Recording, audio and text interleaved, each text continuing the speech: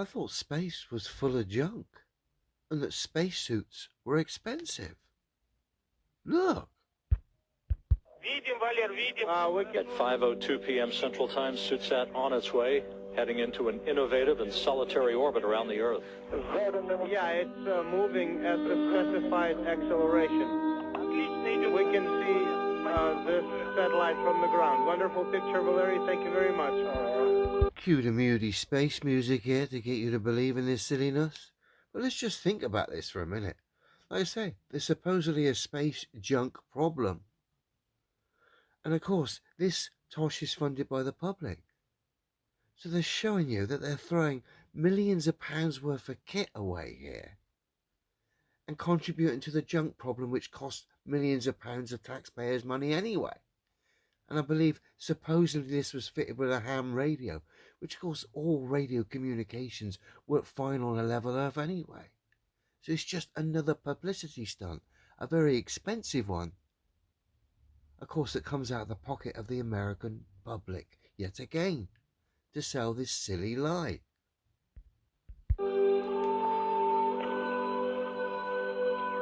SUTSAT having been deployed over the South Central Pacific Ocean at 5:02 p.m. Central Time.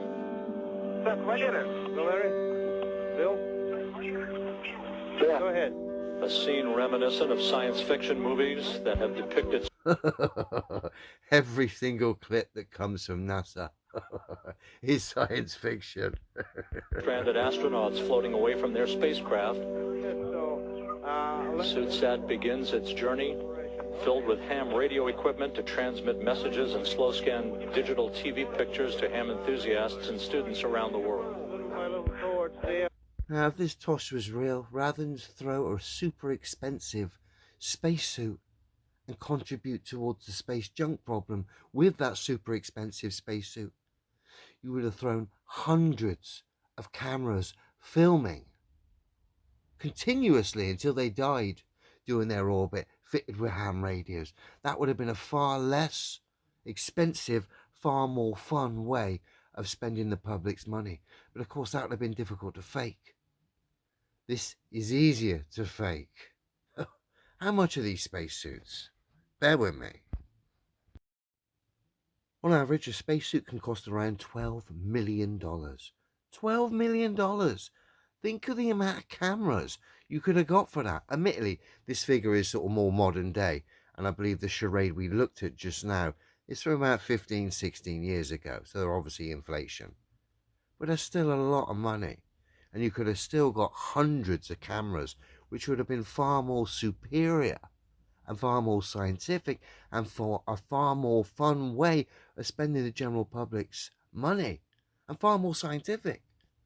But of course, they didn't do that because it was far harder to fake. It's not about science. It's about fakery, a charade. They do the bare minimum to make it as simple as possible. It's so obvious that it's actually bordering on mockery. I mean, they show you there's a space litter problem, then they're throwing expensive spacesuits away, contributing towards that problem. Oh, it'll burn up, but it's still ridiculous. It's still a silly charade, an expensive one, all out there to push ultimately the globe lie. What cameras have they got on the space station?